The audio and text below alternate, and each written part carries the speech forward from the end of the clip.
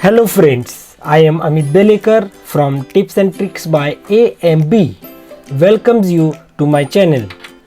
Before moving further, if you still didn't subscribe to my channel, please click on subscribe button and click on bell icon to get notifications of all my new videos.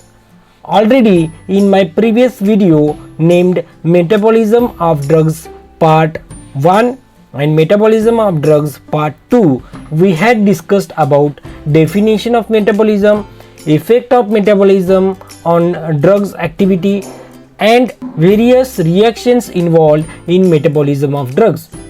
Today in this presentation we are going to discuss about next part of metabolism of drugs.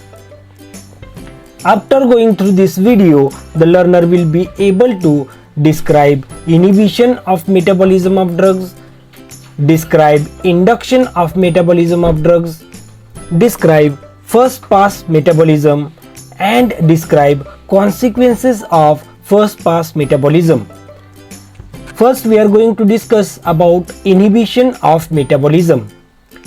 So already we know that inhibition means stopping or blocking. So inhibition of metabolism is nothing but stopping or blocking of metabolism.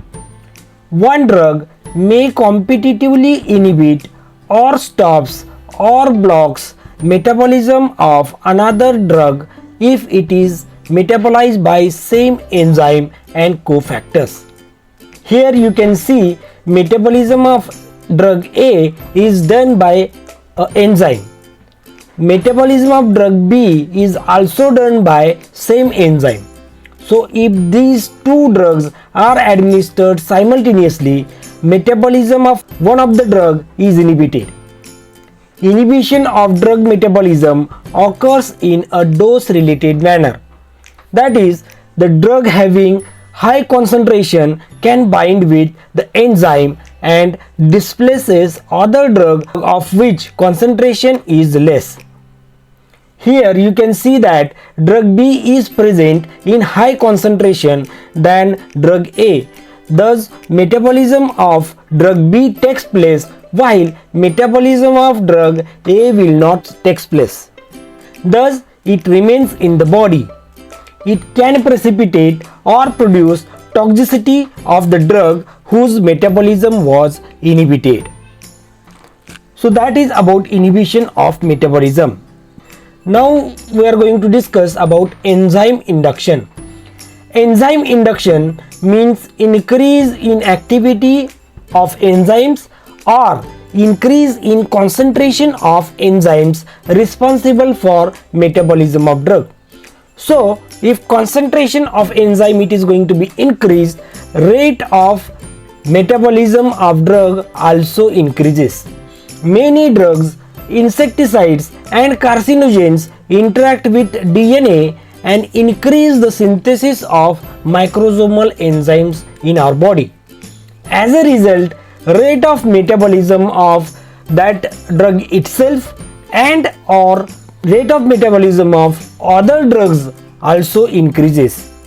This phenomenon is called as drug induction or enzyme induction. Induction involves microsomal enzymes in liver as well as other organs and increases the rate of metabolism by 2 to 4 folds or 2 to 4 times. So that much rapid metabolism can take place of these drugs. Now we have to discuss consequences of enzyme induction. In case of drugs which are inactivated by metabolism, due to enzyme induction, their rate of metabolism and ultimately the rate of inactivation increases. Because after metabolism these drugs are inactivated. This leads to decrease in intensity and or duration of action of these drugs as these drugs are rapidly metabolized and becomes inactive. For example, failure of contraception with oral contraceptives. So enzyme induction reduces the levels of hormones or hormonal drugs which are helpful for contraception. but as their concentration is reduced, contraceptive activity is lost.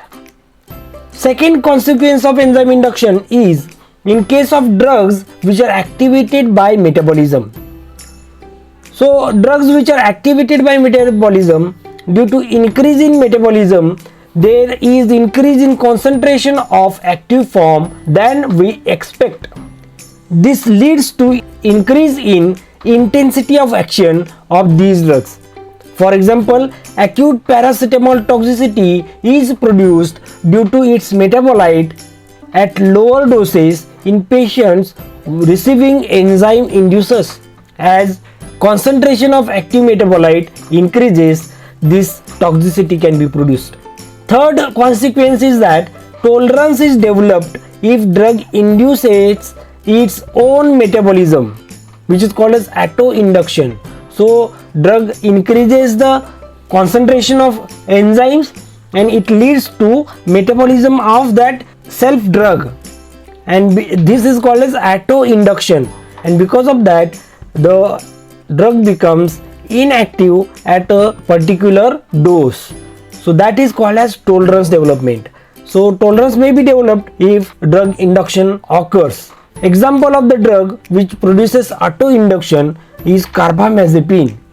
Next consequence is that some endogenous substrates are metabolized faster because of increase in concentration of enzymes. For example, bilirubin and steroids. These are the endogenous substances which can be metabolized by these enzymes. As concentration of enzyme is increased, their rate of metabolism it is going to be increased.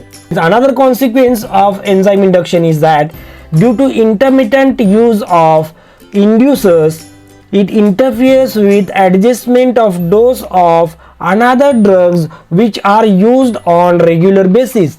For example, drugs which are used in treatment of hypertension, drugs which are used to control diabetes mellitus. In these therapy, the dose can be varied because inducers are there, and if inducers are there, it may leads to decrease in activity of these drugs, and we have to consider that rate of induction for adjustment of the dose of these type of drugs.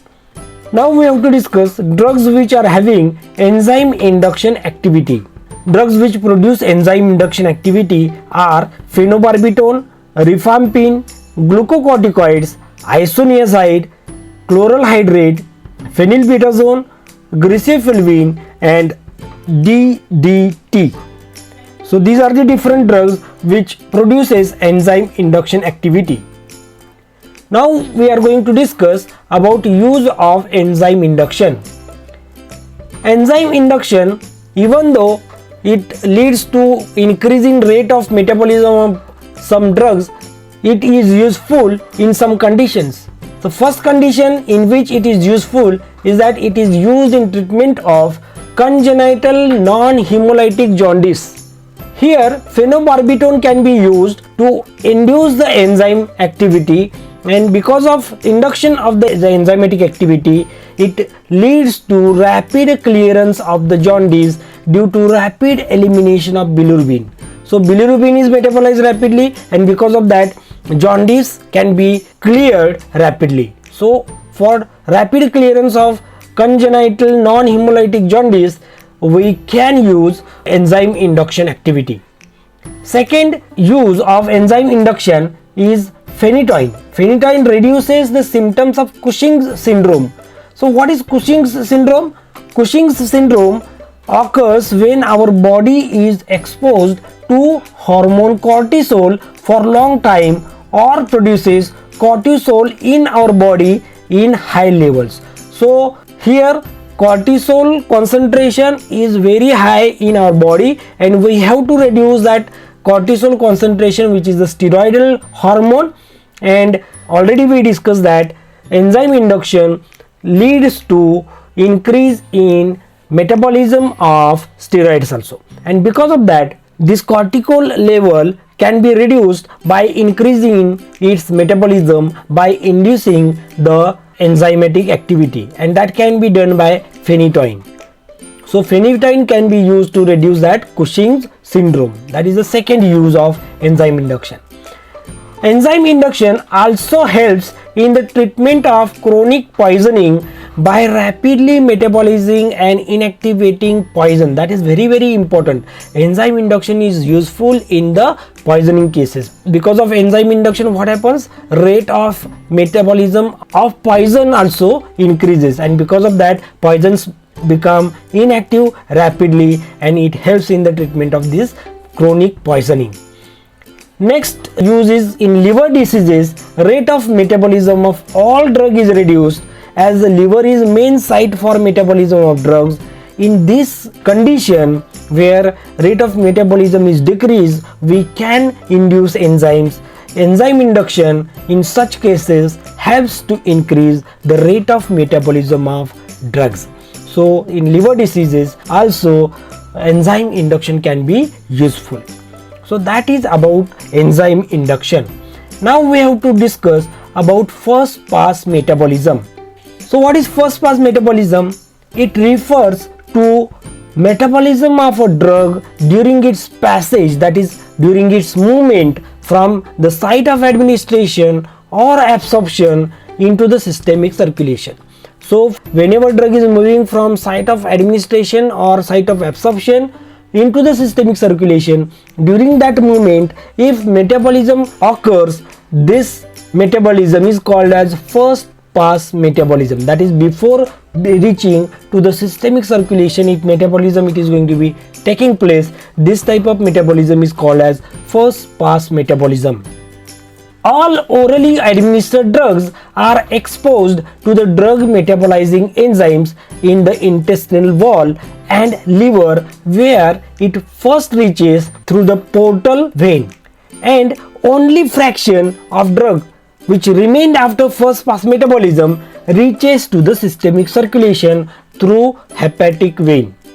The extent of first pass metabolism is different for different drugs, and it is an important determinant of oral bioavailability, because how much drug it is reaching to the systemic circulation, it depends upon the extent of first pass metabolism of that particular drug. Now we have to discuss what are the consequences of first pass metabolism. In case of drugs with high first pass metabolism, following points should be considered.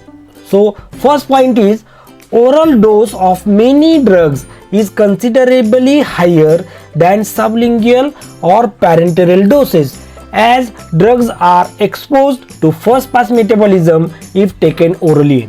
So that is very important. If drugs are taken orally, they are exposed to first pass metabolism, and because of that oral dose is always higher than other doses, that is parenteral doses and sublingual doses.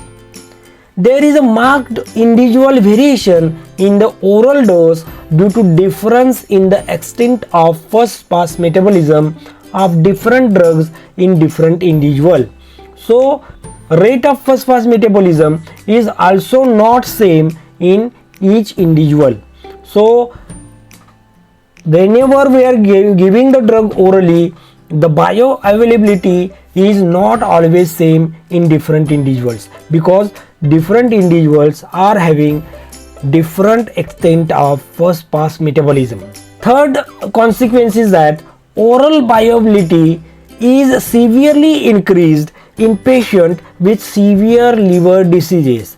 Due to severe liver disease, first pass metabolism of drug decreases and more drug reaches to the systemic circulation, which may lead to its toxicity. So that is very important. Whenever a person is suffering from liver diseases, because of liver disease, its first pass metabolism it is going to be decreased, and if drug is taken orally, maximum drug or more drug reaches into the systemic circulation than expectation, and because of that it may lead to the toxicity.